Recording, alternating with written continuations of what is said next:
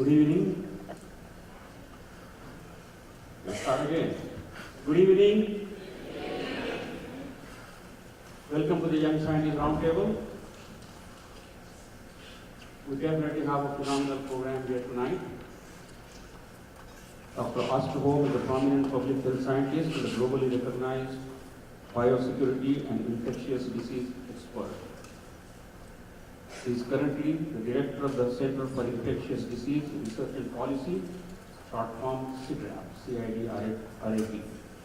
He holds several other titles at the U, including Distinguished Teaching Professor in the School of Public Health. Of course, these are the kinds of speakers I'm always after. Prior to coming to the university, he worked at the Minnesota Department of Health, where he was a state epidemiologist and chief of the acute disease epidemiology. There he worked on projects related to foodborne disease outbreaks, toxic shock syndrome, hepatitis B, HIV, Lyme disease, and many others. At CIDRAP, his focus has been on bioterrorism and public health preparedness. He has been a consultant to the White House and Department of Homeland Security. He is frequently consulted by the World Health Organization, the NIH, National Institute of Health, the Food and Drug Administration, the Department of Defense, the Institute of Medicine, and the CDC. But more importantly, he is also a consultant to the Young Scientist Roundtable. Whenever I ask him, Dr. Osterholm, can you come and help? You have not been here for the last 3-4 years. Not even once he has said no. This is his 5th time he's appearing at the Young Scientist Roundtable. Thank you, Dr. Osterholm.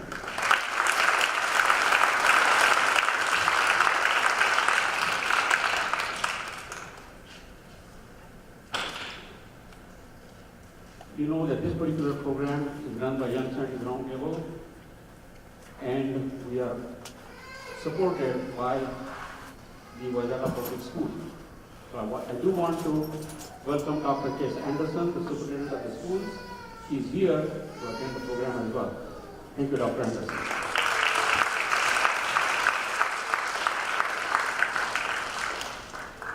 Coming back to Dr. Osterholm, he has authored 300 research articles and 21 book chapters. In 2001, he published the New York Times best-selling book, Living Terrors: What America Needs to Know to Survive the Coming Bioterrorist Catastrophe. In 2017, he co-authored the critically acclaimed book, Deadliest Enemy, or War Against the Germs. The same is the title for his talk today. So let's welcome Dr. Osterholm, truly a giant in the field of infectious diseases.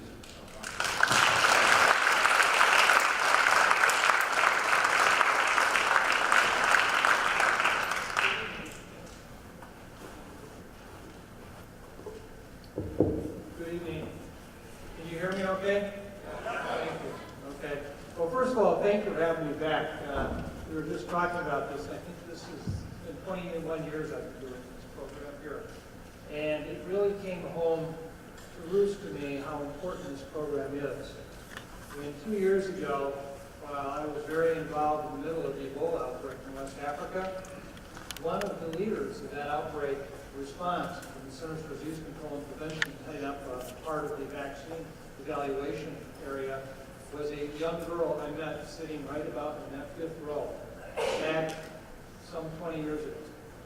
And the night that she came, she had never thought about going into public health. And today she's one of the world's leaders. So I'm counting on the fact that there are people in this room today, and you may be younger than older, that I may be working for someday.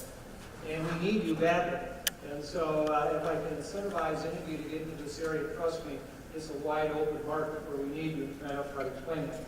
I also want to take the opportunity to thank Dr. Anderson, who I think we've been doing since 2008. When was that? I had the good fortune to know Dr. Anderson when he was the principal at United High School and my 2 kids went through. And one of the kids was the model student who today is an entomologist at the University of Minnesota, tiny baby doctor. And the second one, who is now a lawyer in town, but how he ever got through high school, college, and law school, I have no idea. And I owe you so much, Chase, for helping me with my family. Thank you. And your support for this program is legendary, so I thank you for that, too. So tonight, really, my talk is really kind of going to be in two pieces.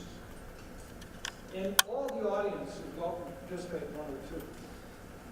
The most important piece is to those of you who are students here in the school districts around this area as to why we need you. Why, in fact, I hope you will consider a career one day in the business that I'm in.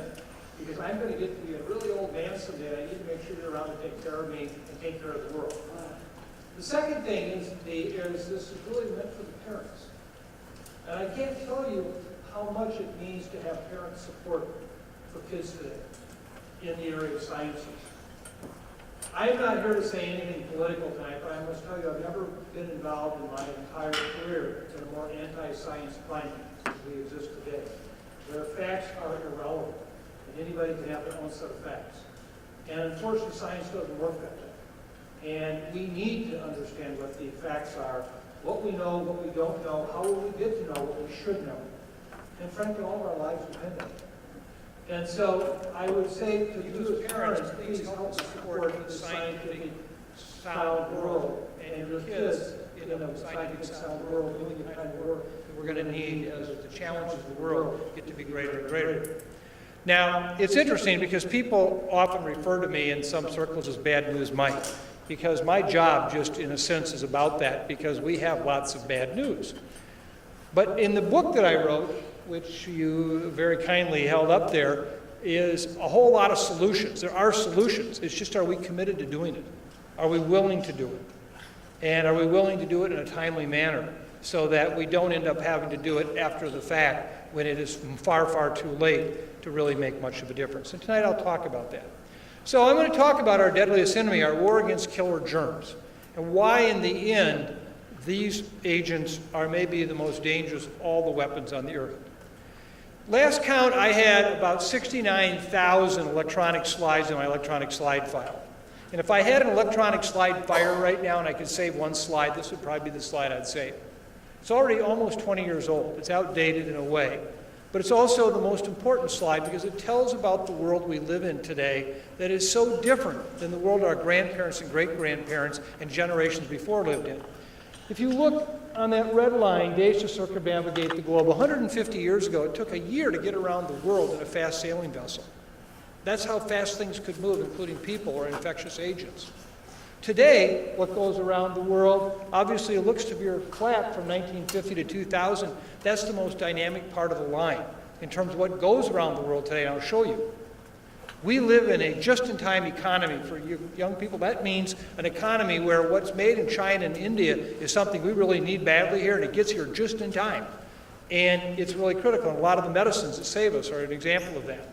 So that means we're mixing everything up in the world. Oceans and mountain ranges and political borders, they don't mean anything anymore in terms of infectious agents. World population, if you look in 2000, it was at 6.5 billion. Today, it's at 7.5 billion, almost 7.6 billion. 1 out of every 8 people who's ever lived on the face of the earth is on the earth now. 1 out of every 8. Think of that. It took us 80,000 generations from the caves to get to this point, and look what's happened with the explosion of the world population. And that has lots of implications, because as you'll see later, it's not just about humans. If I said to you today, there are more animals on the face of the earth today than ever in history, you'd say, well, that can't be true. We're killing all the animals. But think about the following. To feed one Chinese city, Shanghai, every month 100 million chickens are born in the outskirts region of Shanghai, because from the time a chicken is hatched until it's on your plate is 30 days. Every 30 days we have 100 million chickens born, just in one city.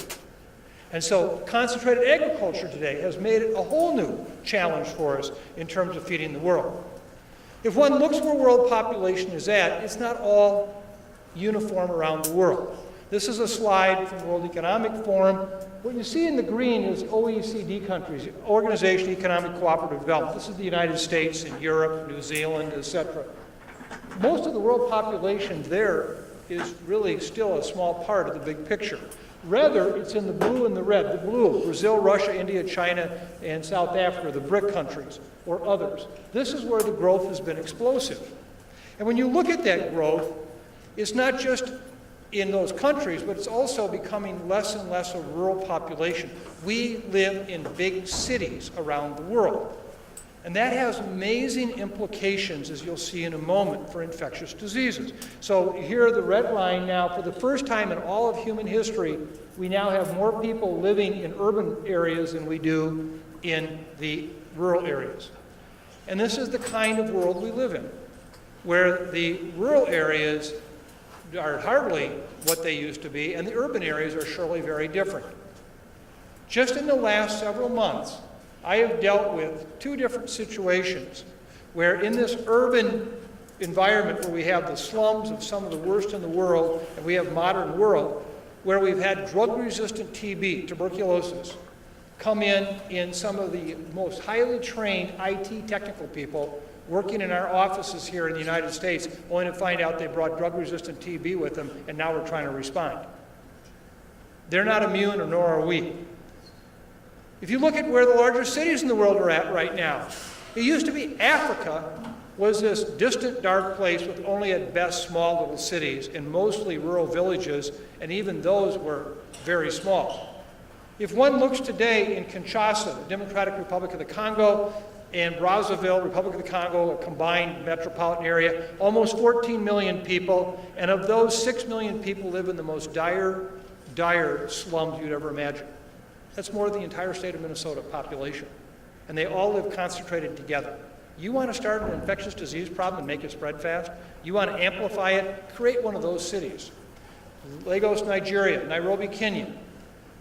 The slum in Nairobi, 1 million strong, Kibera. It literally took me several days to get the odor out of my nose after I left Kibera in my last trip. I can tell you, these are amazing. Anybody here know who wrote the story about Ebenezer Scrooge, A Christmas Carol? Any of the students know? Who wrote that book? It's this time of year, you should know. Any of you read it? Charles Dickens. Charles Dickens used to write about the squalor conditions of old England back in the 1800s. Today, if Dickens were alive, he couldn't even find the words to describe the squalor conditions of so much of the developed world and developing world today. This is Kinshasa, I mentioned before, where it has an urbanized part, but these slums look like this. It's incredible. You want to know what grows in places like that, and people and concentrated where they have no running water, they have no electricity, sewers or whatever is whatever. Now imagine the conditions that make infectious diseases grow. Lots of people and lots of animals in close contact with no hygiene, and this is the challenge. So kids in this class, where you live today here in Minnesota, it's not like much of the rest of the world. Yet the infectious diseases that start in those other parts of the world could be here tomorrow, and they often are. The other part of the world we live in today, we live in a dangerous world. I'm sorry to tell you that, but we do. It used to be, actually, probably the world was a lot safer. This is now for your parents. Back when the USSR and the United States were the two world powers, the world was actually a much safer place. Why? Because every country in the world was lined up behind us. And if one country pushed the domino, all the countries fell on their side, and if we pushed it, all fell. That's why in 1996, when we decided to eradicate smallpox from the world, a disease only in humans, for which we had a vaccine, and we could actually get it to people in enough time so we could stop the disease. A disease, by the way, that even though it was only in part of the world through the early part of the 20th century, still killed 200 million people in the 20th century. And in 1996, when the USSR and the United States decided to eradicate smallpox, we said we're going to do it. Every country lined up, the dominoes went, and we did it. Today, we've had 187 polio eradicators, people trying to eradicate polio from Pakistan and Afghanistan with vaccine, who have been assassinated trying to do their jobs. Today, we can't do work in much of the world because we have nobody in charge. This is what's called the Fragile States Index that comes out from a group, and this is the most recent assessment. Brown, orange, in yellow are the areas where some governments either don't exist or the corruption is so high no one knows who's in charge, and for which we basically can't get much done. And the safety of public health workers, for example, is at high risk. This world is very different than we've ever been involved with, so trying to do public health today is not safe. If you look at this, here's an example of something that I thought I would never hear. Cholera is a bacterial disease where basically you ingest it and it causes basically your gut to leak out all of its fluids. So you have this voluminous diarrhea over a period of 36 hours, and basically you go in shock because all your fluids go away. And we can actually treat it by volumes of fluid, but more importantly, it's a disease that shouldn't happen at all if in fact you have any kind of hygiene, if you have sanitation, sewers, etc. Well, we are experiencing the largest cholera outbreak in the history of humankind in Yemen right now. This is a slide from earlier this fall in September.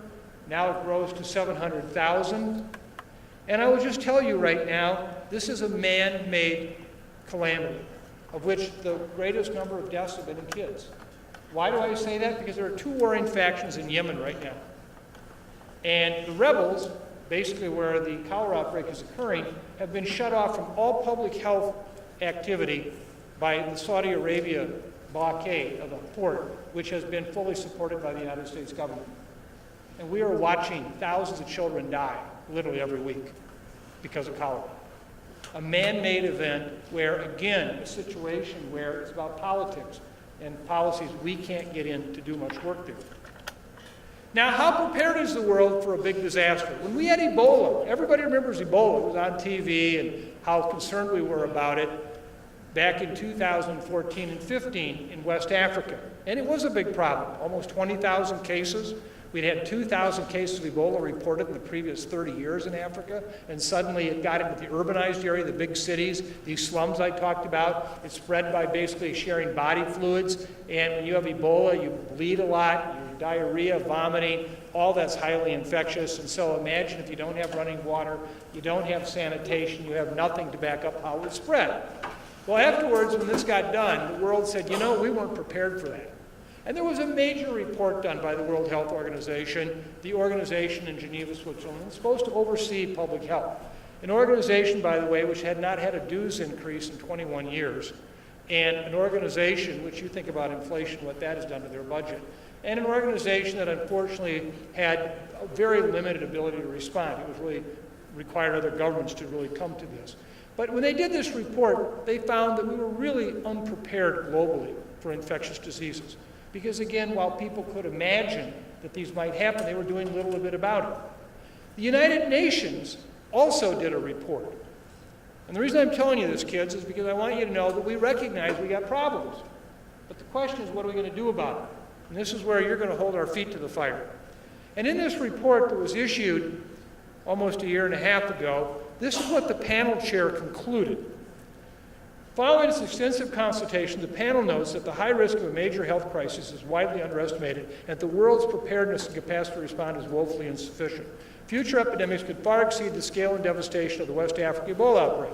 The panel was very concerned to learn that the emergence of a highly pathogenic influenza virus, which could cause rapidly result in millions of deaths and cause major social, economic, and political disruption, is not an unlikely scenario.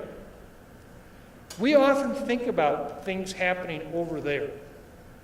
And our job is to not have them happen there, but if they do happen there, to make sure they don't get here.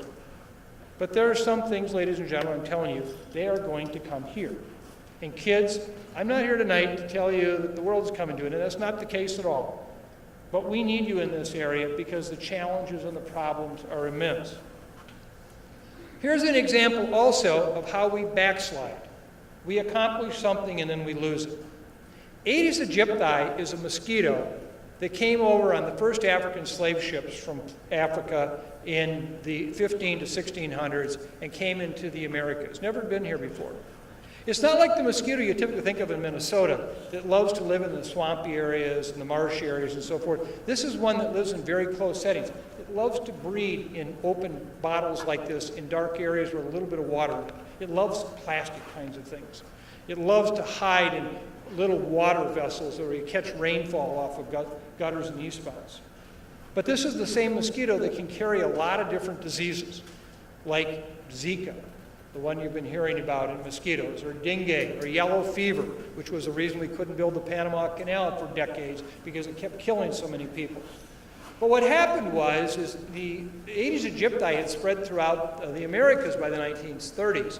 But between the 1940s and 50s into the 60s, the Rockefeller Foundation, a philanthropic organization, and the Pan American Health Organization got together, and they helped eliminate all these breeding sites. And they went and they cleaned them up.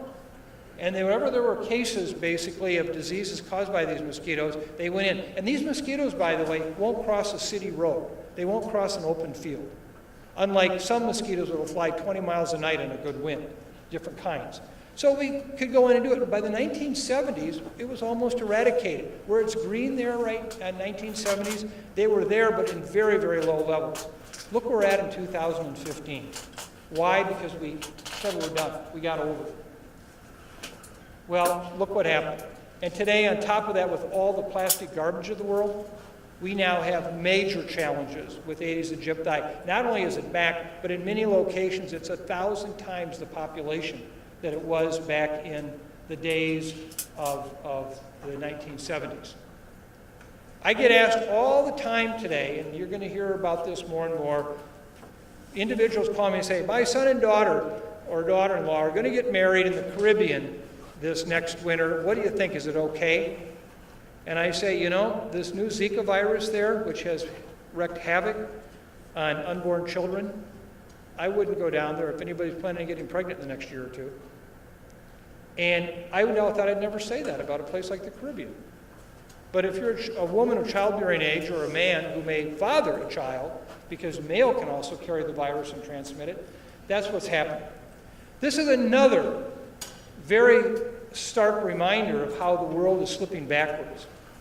In the 1960s, Venezuela, this country in South America, was the very first country in the world to eliminate malaria out of its populous regions. Malaria is a mosquito-borne disease again, a parasite, a different kind of mosquito is Aedes aegypti.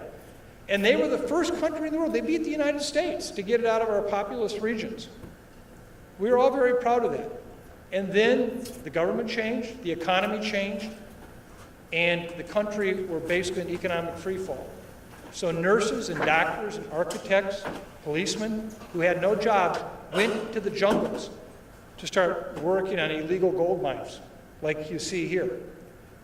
And guess what? They caught malaria from the jungles, they brought it back to the cities, and now today, the malaria problem in Venezuela is one of the worst in the world. How could we go from this monumental accomplishment to this monumental disaster?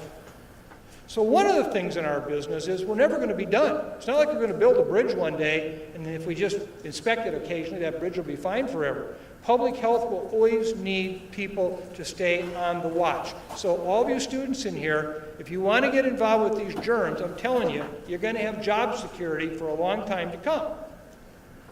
Today we see infant mortality, malaria soaring in Venezuela. And one of the things you're going to learn, and as I do in my business, it's not just about the bugs, it's about the people. How do we run our governments? How do we run our businesses? What do we hold sacred and important? And when countries see like this is a challenge. Now this is a slide I hope I'm going to be able to show you. I'm going to try to get out of this, if I can, here, escape, and show you. This is a slide that gives you an idea of what the world is like when it comes in terms of, let's see if I get this to go here. Here we go. This is all the air flights in one day in a 24-hour period. Notice the sun is from the far right, moving along. Every one of those yellow dots is an airplane full of people and a cargo hold full of goods and potentially animals. Look at how that moves here. Now we'll get it here. Okay, here. Watch that. 9 million people every day cross the international border in an airplane. We mix up germs all the time.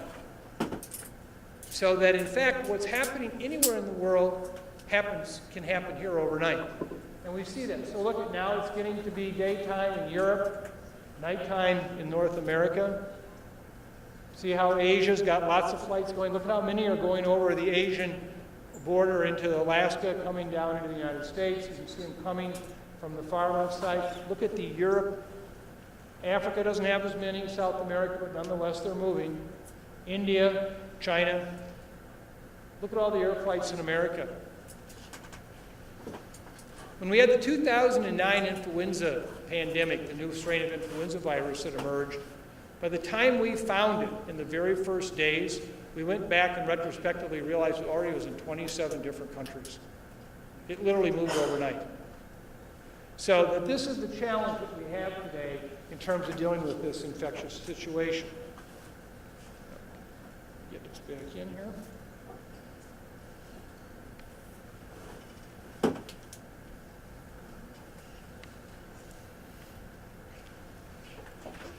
Travelers, tourists today. I'm one of those people that unfortunately contributes a lot. I think, unfortunately, this has been a bad year, and my best guesstimate, I'm going to be at about 220,000 air miles at the end of this year. My Christmas present is to stay home for a week. But look at, today we're almost up to 1 billion people a year are traveling just for tourism today. You can't be a doctor in Minnesota today and not know travel medicine, because God knows how many of your patients have been somewhere. You wonder why they ask you at clinics today, every time you go to a clinic, have you been out of the country in the last 30 days? Because a lot of people have, and it's amazing what they brought back with them. This is one that I think really tells a very interesting story, kids. Imagine these are all large cargo ships, every dot up here. And this came from just yesterday, okay, late last night, actually today, but by our time, in English time, I picked this up. Every hour on the hour, all 63,000 plus large cargo ships identify where they're at and the weather conditions that they're encountering. And there's one central repository. We follow this every hour on the hour by the world. And what you see here is this is where all the goods of the world are today. For those mom and dads in the audience, grandpa and grandmas and good friends and cousins who are in the business world, they tell you, they know that basically we have what's called a just-in-time economy. Well, let me tell you how valuable that just-in-time economy is relative to what it means to us. Several years ago, we did a study at our center where we asked a group of doctors in pharmacy, people who are experts in drugs and work in hospitals and so forth, and said, what are those life-saving drugs you have to have every day or people die? Not cancer drugs, you don't need them every day, or even many antibiotics, or surely not lifestyle drugs like blood pressure and so forth. What's on the crash cart in the emergency room? The thing when you see on TV, you know, and on Chicago ER, whatever, they're saving somebody's life. What are those drugs? We came up with 30 different drugs that people have every day, and if we don't, where they die. Guess what? All 30 were made outside the United States. All 30 are generic, meaning that they're not made by a company that has a proprietary interest. There's no stockpile of them, and they're all on these ships every day. And if anything does any kind of damage to shipping, like an epidemic or something else, or they can't work in India and China where most of these are coming from, we'll see people die right away. So infectious diseases have an implication, because if that was an influenza pandemic, a new strain of influenza virus, we couldn't, in fact, move many of these ships, and all the other damage would occur. So our business actually also has to include understanding that. Now, this is the book that Bernard was very kind to show you, that basically, as I said, we've tried very hard to tell a story of where we're at today, and one that also gives answers and says this are the things we can do. And in that book, we actually came up with 9 different priorities. The first one really is influenza, and I'll come back to that, what it is, why it's so important. Antimicrobial resistance is next. Germs developing resistance to our current antibiotics or ones we might have in the future. And then all the other priorities are there. We have many. But let me really concentrate on these first 2, because I want to give you an idea. And if there's anybody in this room who wants to work in influenza vaccines, let me tell you, we need you really, really badly. So when you think about a public health threat today, there can be no greater one than influenza. Influenza is a fascinating story. It's a virus that's been around longer than humans. And in fact, influenza viruses first showed up in wild aquatic birds, which ironically showed up about 100 million years before chickens did. So it gives you an idea of the timeline here. And we came in long after that as humans. But the viruses that were in birds are in the guts, and they don't cause the birds usually any problems, and bird viruses as such don't cause human problems. But only more recently have we realized that in fact these viruses are the same ones that when they go through genetic changes, and ironically one of the areas we really worry about where they change genetically is in a pig. It turns out that receptor sites are like a lock and key, and the viruses that affect the bird gut basically has a certain kind of lock and key that doesn't work in our lung cells. But in pigs, that virus in the birds will get into the pig's lung. They have a lock and key for that. But wouldn't you know they also have a lock and key for human viruses? And so basically what can happen is a bird virus can get into a pig lung, and a human virus can get into the same pig lung, and they mix it up and swap out genes, and suddenly they got a brand new virus that now can infect humans potentially. And it's brand new in such a way that it can cause very severe disease. We don't have any protection against it, no previous experience. And this is where the term bird flu comes from. And we worry a lot about that. Now, we've had some bird flu problems here. You may recall, how many remember 2 years ago all the turkeys and chickens that died in Minnesota from influenza? 50 million birds died because of a new strain of flu that came in and actually this time killed the birds. So this is what we worry about. And it turns out that in the past, influenza pandemics can be very severe. In 1918, over 200 million people died.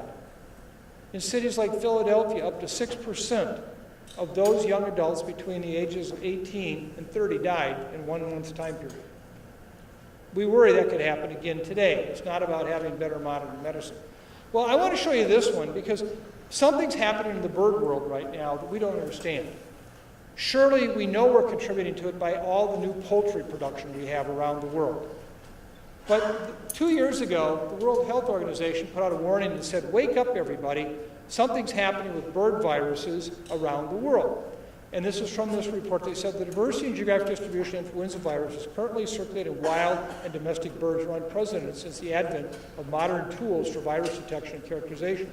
The world needs to be concerned. And even before we could culture viruses or identify viruses in the 1930s, we had impeccable records on animal husbandry, meaning even if people lost lots of birds in 1912, we had records of that. And we could keep track of that. We'd never seen anything like this before this happening now. In addition, in 13 months between the 2014 report in January and February of 2015, they came out and said, this is the WHO of animals, the OIE, has been notified of 41 H5 and H7 outbreaks in birds involving 7 different viruses in 20 countries in Africa, the Americas, Asia, etc.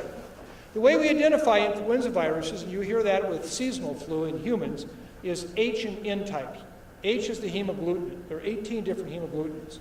There are 11 Ns, or neuraminidase, and these are just parts of the virus that attach to human cells. And so H5 and H7 are the big bird viruses we worry about becoming human flu viruses that could cause another pandemic or a new strain to emerge. Well, if I read this for you as I stand here tonight, so clearly this was 13 months, and obviously it's now 20-some months between February of 2015 and now. Well, let me reread it to you what has happened.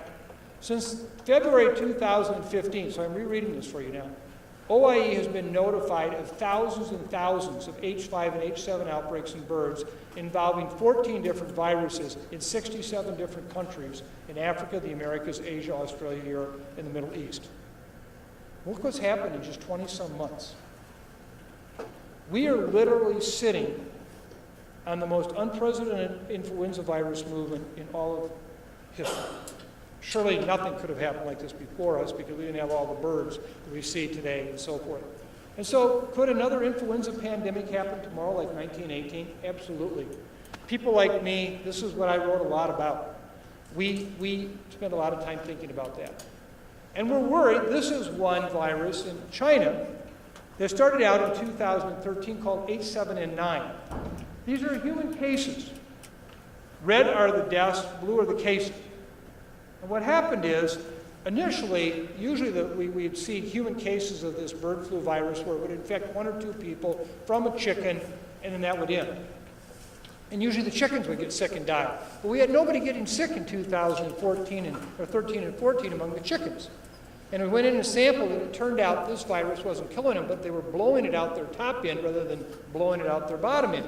And it was making for a very effective way to get to the people who were handling poultry in China. Well, it kind of came, and we thought maybe it's going away, and look what happened in 2017. And then it quieted down, and this, by the way, is calendar week. So, for example, week 49 is basically the end of December, and then we saw by April it petered out. Well, it's back. The last month we've now had a whole series of cases again, and about a third of the people who've gotten it have died, and we've actually had several instances now where we've had clusters of human cases where there appears to be one person transmitted to another, and we're worried that we may be on the edge. It still has been primarily in China. This is where all the outbreaks in the birds have occurred. And you can see, this was an article from our website in September talking about a new virus had emerged. It had passed enough time. It's like being at a genetic roulette table, where if you throw the dice enough times and throw the ball enough times, pretty soon you get the right or the wrong answer, depending on how you look at it. We've had clusters of cases that have continued, which each one just worries us that this could be the start. And here are 3 more cases here. And then more recently, a number of us have been saying, trying to wake the world up and say, wake up world. We're not ready. We don't have very good vaccines. And if we did, there are not much of them. And we're not doing much about it. And I will just tell you right now that the U.S. government is just one entity in the world, but we're doing a very limited amount. We talk a lot about it, but basically what we're putting into this wouldn't buy 1 plane on 1 aircraft carrier. And in an op-ed piece I wrote in the New York Times earlier this year, if it was ever anything about national security, it's helping protect us from something like this. In fact, the big concern now is Korea is beginning to see a substantial increase in this virus. And now we're already, this was from last week's USA Today, about what does this mean for the Olympics? Are people worried? And I don't have any evidence that the Olympics will be impacted. It's surely a concern. I published a paper back in 2009 that said, you know these flu shots you get every year? They're really not all that good. Public health had really, unfortunately, provided estimates that were really wrong. And it wasn't they were intentionally not doing it, they didn't understand it. And when we published this paper, unfortunately my name's the first one on the left up there, at the time people would have thought that, I was going to go straight to hell. And nobody could save me because I was taking on this, kind of sacred thing. Well, today it's standard knowledge. Many studies have now followed up and found out we're lucky if we get the flu vaccine to work 40 to 50% a year. This year we're in particularly bad shape. And I'll come back to that. We published a major report on what it would take to get a new flu vaccine. We estimate that $1 billion of research right now could really buy us major inroads to getting a vaccine that might be given once every 5 to 10 years and protect against a whole lot of strains of flu. Last year, worldwide, we spent $35 million on flu vaccine research. Think of that. Why do they fail so often? Because this is an old flu virus from World War II, where for technologies at the time we didn't understand wasn't all that good. Why were we worried here? Because the last flu season we didn't do well at all. And what happens with influenza viruses is once they go from a bird into humans cause a pandemic, then after a couple of years that pandemic dies down and they become the seasonal flu strains. And so the flu strains we're dealing with now are the residuals of previous pandemics. One called H3N2, which has been particularly hard-hitting in the southern hemisphere over their wintertime, actually is one that came from a pandemic that occurred in 1968, still circulating around. Last 6 months in the southern hemisphere, where the flu happens during their winter, and then it moves up here for our winter, basically the number of deaths was at an all-time high, and the vaccine was found to be less than 10% effective. Well, it's the same vaccine we have here now, and the same strains are beginning to show up, and we're just seeing major new activity. So expect this to be a bad flu year.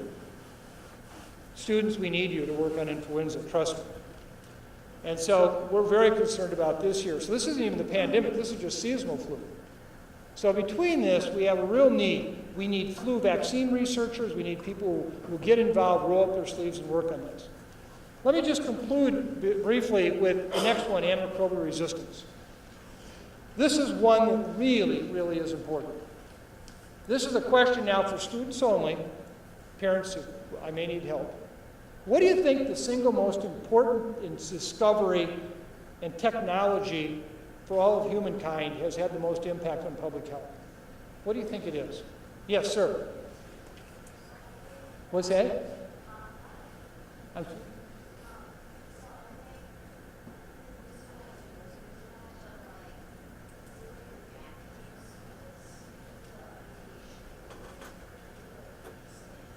Good point. It's not it. You're close. Yes. Communication. What kind of handle with communication? Keep going. Keep going. What? What's that? Penicillin? No. That's one of them. Yes, sir. What do you think? Penicillin. What do you think?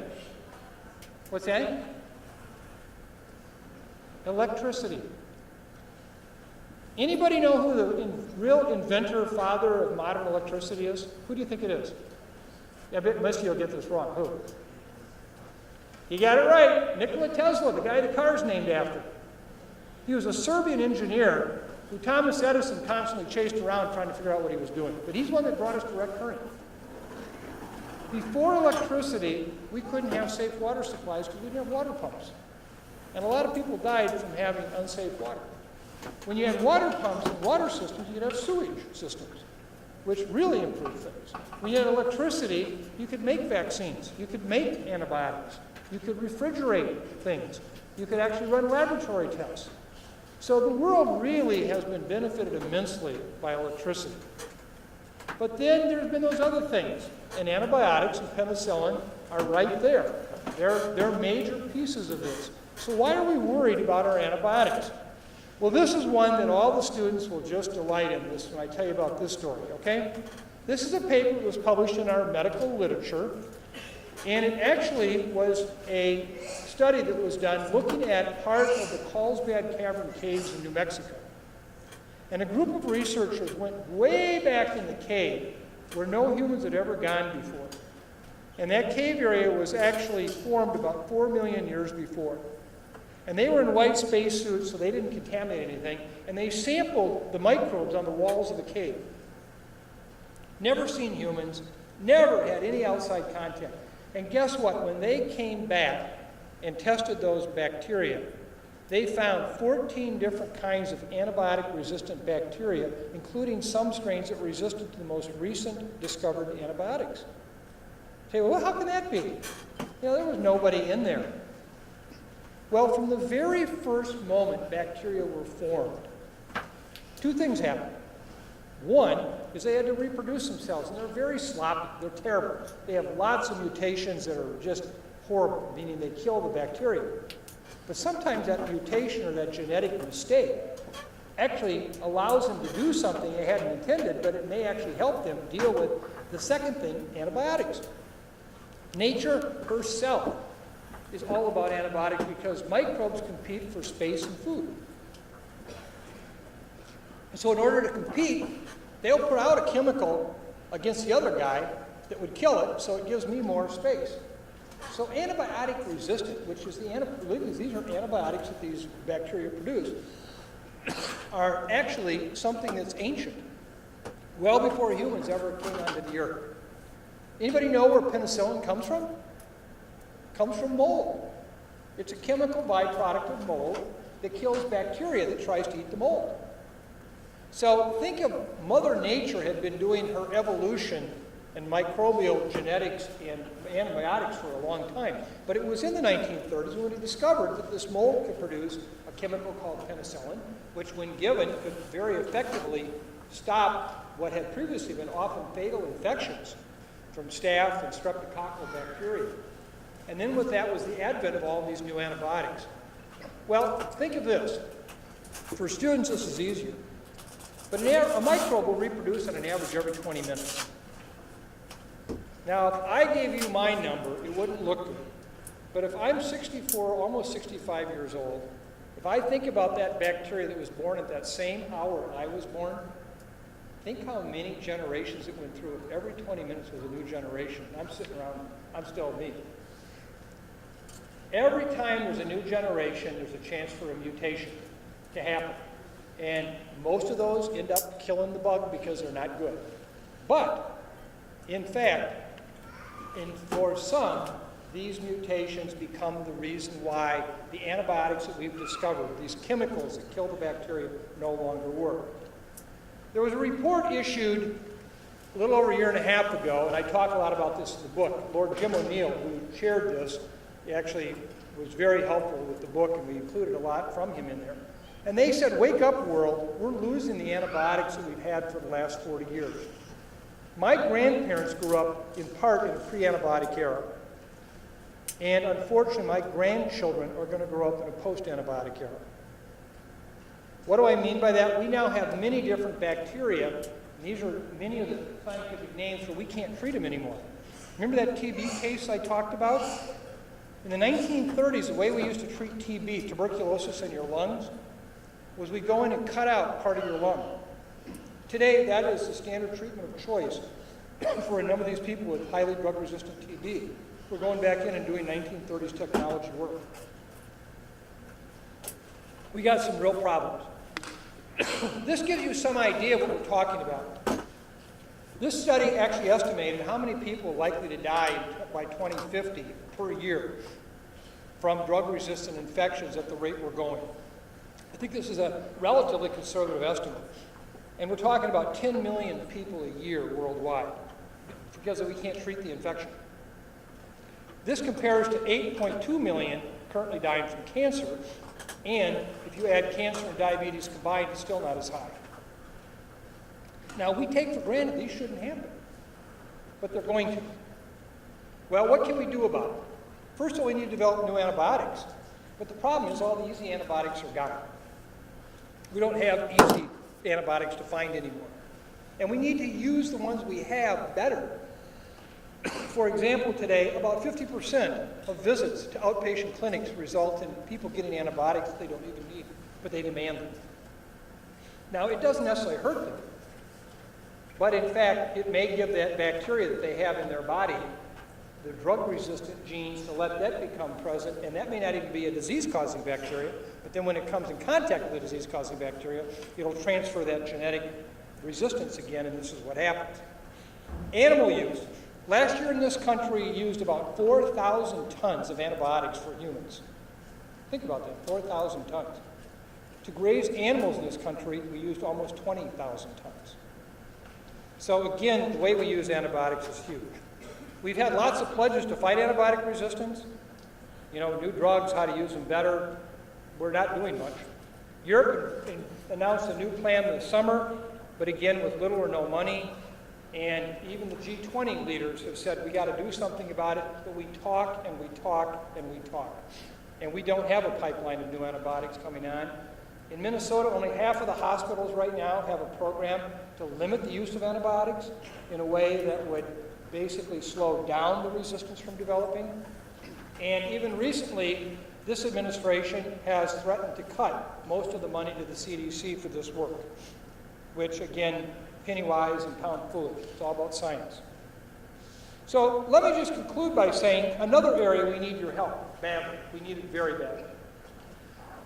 We have needs for vaccines like Ebola vaccine I mentioned before, for diseases like malaria and yellow fever. For mosquitoes, today we have highly drug-resistant mosquitoes. All the pesticides we've been using, there's not been a new major pesticide introduced for mosquitoes in 25 years. And now they've developed resistance to the ones we have. We have to worry about people intentionally hurting people, bioterrorism. Today, genetically, we can change organisms so easily in labs that if somebody wanted to do something bad, and down the list. And last but not least, I would say climate change. Climate change is going to have a big impact. We're seeing mosquitoes and ticks and things move into areas they've never been before. We're seeing flooding areas that are occurring where microbes are surviving and doing well in temperatures we've never seen before. So the bottom line message to all this is, guys, we got some problems.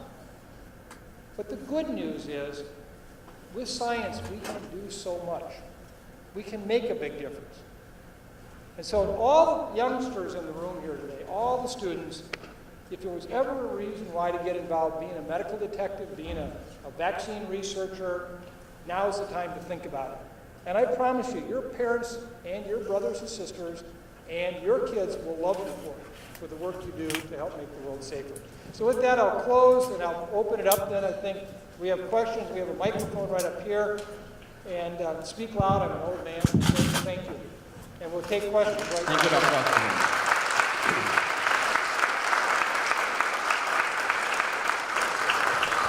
There are many new faces, so I just want to let you know that we're going to take questions from this aisle and that aisle, and the preference is given to the young scientists and not their parents. So let's see who has the question.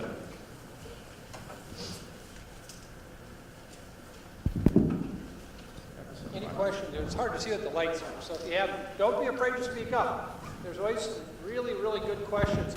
And I wouldn't be surprised if you stump me. You might stump me, okay? So don't be surprised if I can't answer. Here's one right here. Influenza vaccines, then wouldn't some new ones just keep on coming?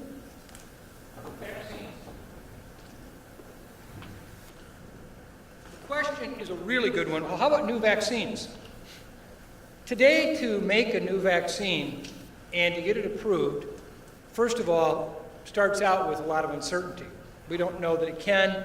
We just had a new vaccine yesterday that's been pulled from the market for a large part of the world called a dengue vaccine, because it turned out that it may not have been helping, it may be hurting more than we thought. That company invested $1.5 billion in that vaccine, and they may lose most of it. Companies today would much rather get into drugs where how they chemically make them. I mean, it's more like making cookies than it is like growing corn. You know, if you make cookies in your kitchen, unless you screw up yourself, you kind of control everything. Where if you're growing corn, drought, pest, hail, anything can affect it. In the end, you get something at the end of it.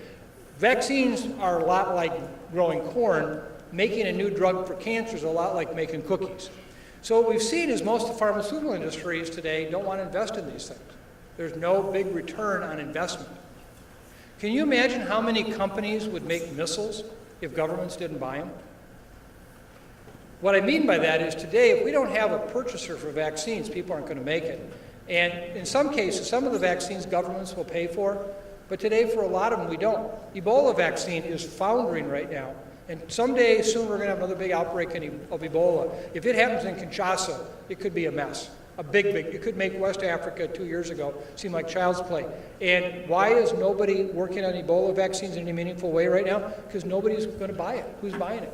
No African countries coughed up the money. Nobody else has. So part of it's the business of vaccines too. And so your question's a really good one. The science is important, but as a society, we've got to figure out these are really good things to buy. It's like buying stop signs. It's like buying stop lights. And we need to understand that that's how you save people's lives. And so we hope we work on things like that. We'll let you spend the time figuring out how to make a new vaccine, okay? One that'll save us from the bad diseases. Okay? You talked a lot in your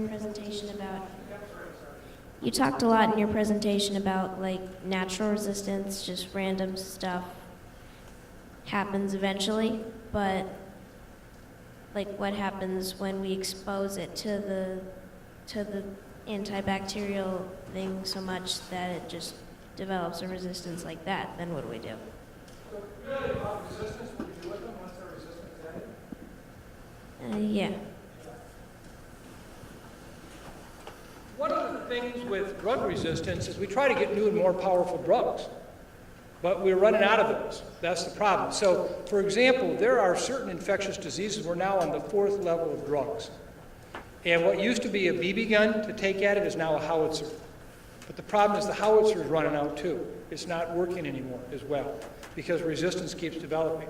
So one of the things we keep running out of, and this is what scares us so much, we have a number of infections now. We just are having a very hard time treating it all. And so we are trying to get new drugs developed that might very well be the 5th level. but again, we're just going to keep chasing ourselves. And so what we've got to do, in part, is stop using so much antibiotic when we don't need it. Antibiotics are one of those drugs that only take it when you need it. Now imagine a drug company wanting to sell on that basis. Don't ever use our drug unless you absolutely have to, and then use it for the least amount you can. You can't make any money on that. And so, but that's the challenge we have today, and we talk a lot about that in the book and what we can do about it. The other thing we're working on today is if we have vaccines for these same infections, we don't have to worry if we have to treat them or not, because then they don't happen. The second thing we're working on, and here's an area of research for a lot of the students in the room. Turned out back in the 1930s, when the Russians were working on a thing called phages. Phages are actually viruses that infect bacteria. And we're now seeing that we may be able to treat some of these bacterial infections with viruses that only infect that particular cell. We've had several very recent successful cases where people had drug-resistant infections that no antibiotic was touching, and we gave them a virus, and literally injected a virus into them that went and found all those cells, killed it, and they survived. So we have a whole new area of research developing things like phages and so forth. Yeah.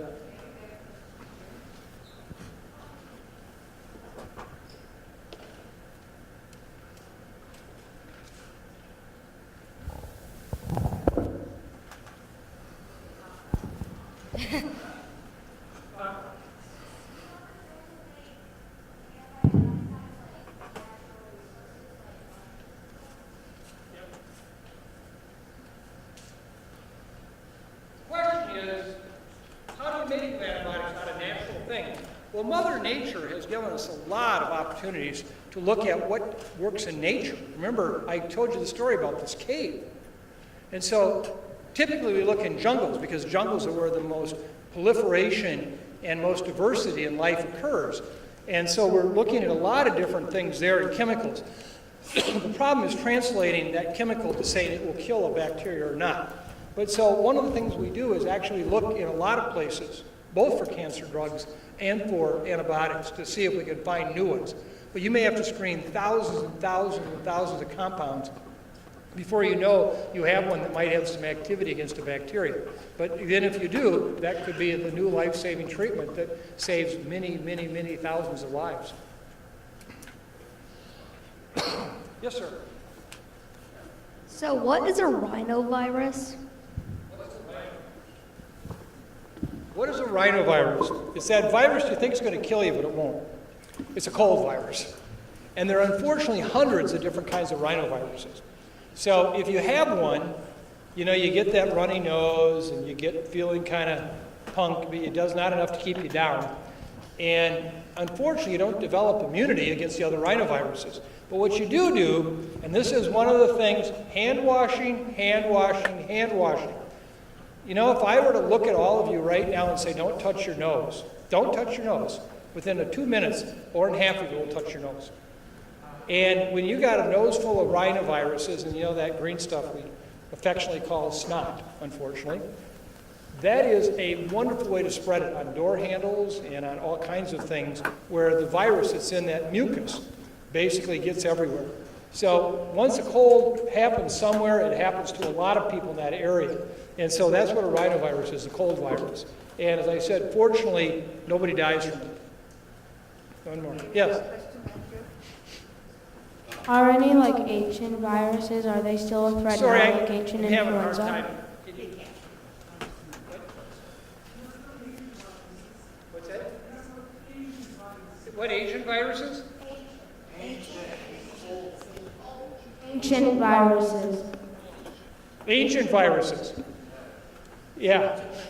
You know, we in terms of ancient viruses, you know, we don't have the genetic material to go back and find where they were, like we do with with archaeology, where we can see human forms that died in bone structures and shell structures are there.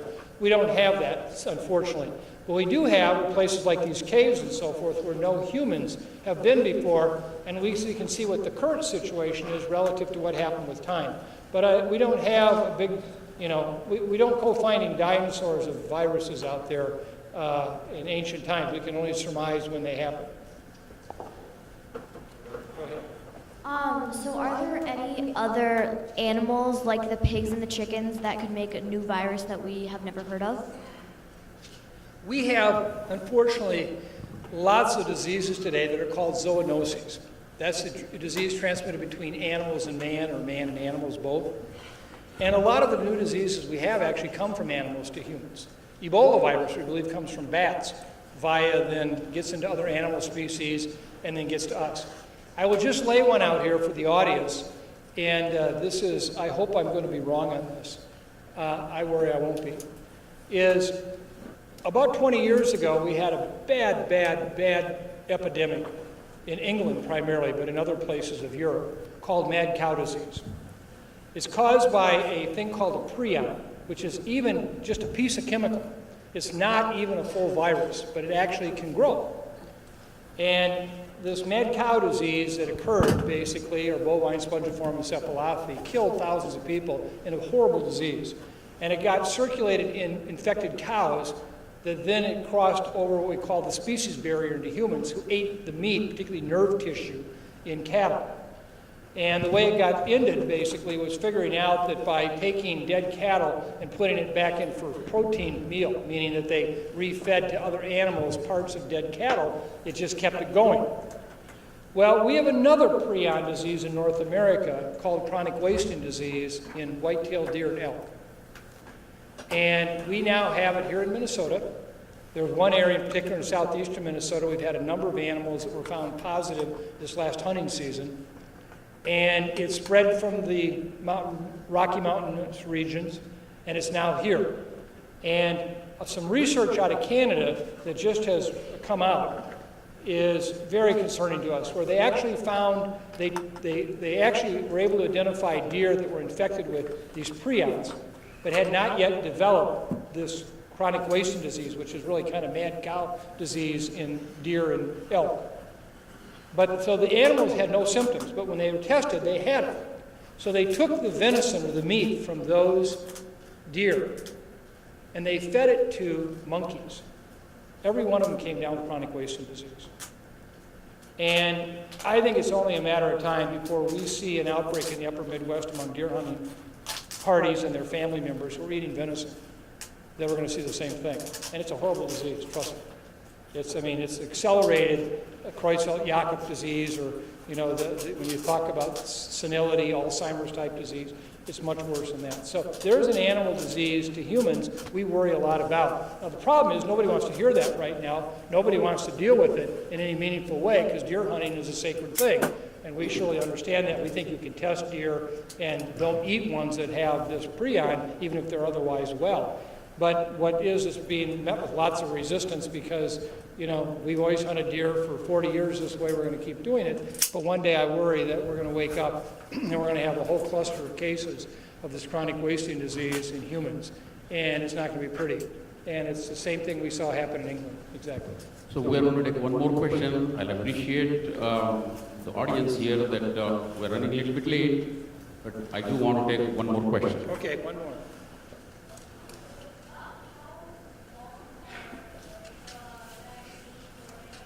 Actually effective. It's not working.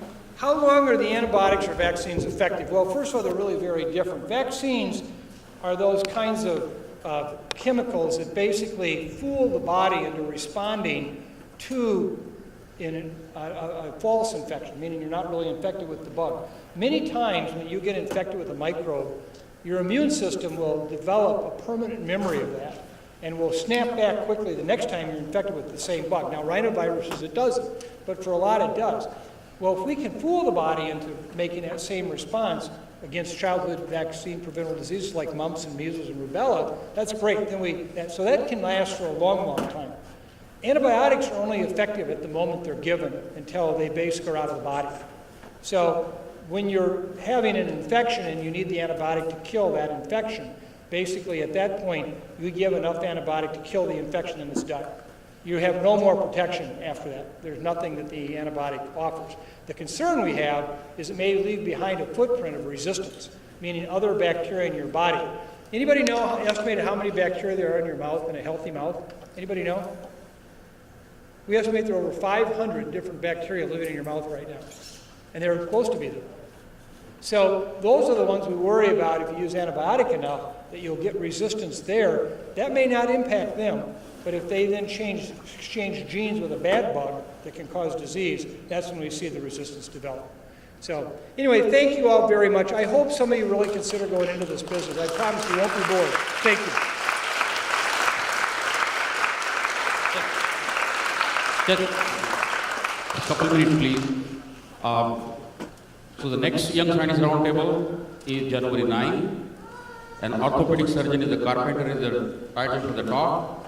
In the second part, part 2, Dr. Hunt will be actually doing the total knee replacement surgery on a wooden model. It is one of the most exciting kind of a demonstration to see. So I just want to make sure that students understand that the part 2 will be doing actually the surgery, and you'll be able to see why he's saying that he is the glorified carpenter. So with this, you already have thanked him, but I do want to do it once more again for Dr. Osterholm for his time. He's an extremely busy person, and yeah, thank you very much. Really appreciate it. If you talk about Minnesota nice, he's a prime example of Minnesota nice.